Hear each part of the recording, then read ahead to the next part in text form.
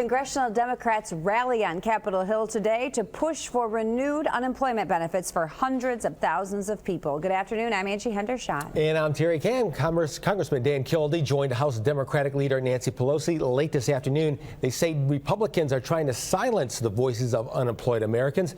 ABC 12's Washington bureau chief Jacqueline Policastro was there and shows us why Congressman Kildee is fired up. All new at 5:30. Unemployed workers gathered here say this is not about politics but about right and wrong. I'm joined by Congressman Dan Kildee.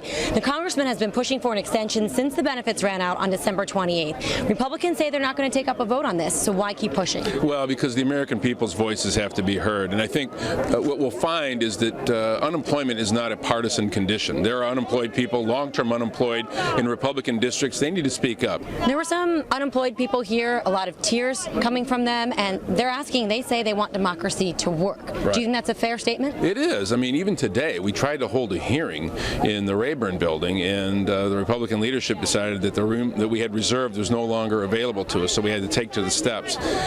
It has been said by some that the Republican leadership believes that the unemployed, the long-term unemployed, are invisible to them. Well, they might be invisible, but they're not going to be silent. Congressman, you were really fired up when you were speaking today. What does this mean for people in your district, the people of Flint? Well, you know, back home, Flint, Saginaw Bay City, we have lots of unemployed and lots of long-term unemployed. I get calls every single day.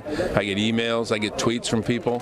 They're losing their cars. They're losing their houses. They're going to have to split up their families in order to keep a roof over their heads. All right, Congressman Dan Kildee, thanks very much for your time. Right now, Republicans still say they're not going to take up a vote.